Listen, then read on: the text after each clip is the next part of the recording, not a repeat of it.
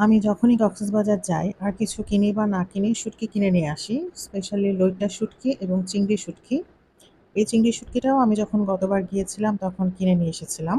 চিংড়ি শুটকির মধ্যে প্রচুর পরিমাণে বালি এবং অনেক ধরনের ছোট, ছোট মাছ মিক্স করা থাকে। তো শুটকি নিয়ে আসার পরে ১ম এ আমি যে কাজটা করি সেটা হচ্ছে অন্য ধরনের যত রকমের মাছ থাকে সেগুলোকে আমি বেছে ফেলে দেই। এরপর শুটকিগুলোকে খুব ভালো করে ঝেড়ে একটু সময় নিয়ে টেলে ঠান্ডা করে ফ্রিজে রেখে দেই এবং সারা বছর আমি যেকোনো সময় যেকোনো রান্নায় শুটকিটা ব্যবহার করে থাকি। তো আজকে ভাবলাম চিংড়ি শুটকির ভর্তা বানাবো।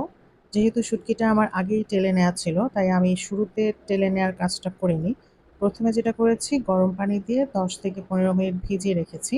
এতে করে যেটা হবে মাছটা একটু সফট হবে এবং মাছের গায়ে কোনো বালি লেগে থাকলে সেগুলো পরিষ্কার হয়ে যাবে।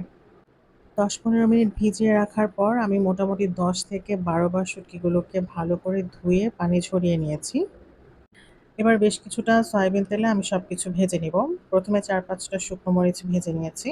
এরপর মোটা করে কাটা 1/4 কাপ রসুন এবং 1/2 কাপ পেঁয়াজ ভেজে নিয়েছি। পেঁয়াজটাকে বাদামি করে ভাজিনি। নরম হয়ে যায় ঠিক ওরকমভাবেই ভেজেছি। নামানোর ঠিক আগ মুহূর্তে বেশ কিছুটা ধনিয়া পাতা দিয়ে সবকিছু নেড়েচেড়ে মিশিয়ে নামিয়ে নিয়েছি।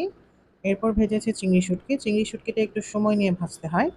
সবকিছু ভাজা হয়ে গেলে ঠান্ডা করে ১ম এ আমি পর্যাপ্ত পরিমাণে লবণ দিয়ে শুকনো মরিচটাকে বেটে নেব। এরপর আস্তে, আস্তে বাকি সব উপকরণগুলো বেটে নিয়ে হাত দিয়ে সবকিছু একসাথে খুব ভালোভাবে মিক্স করে গরম ভাতের সাথে পরিবেশন করেছি দারুণ স্বাদের চিংড়ি শুঁটকি ভর্তা।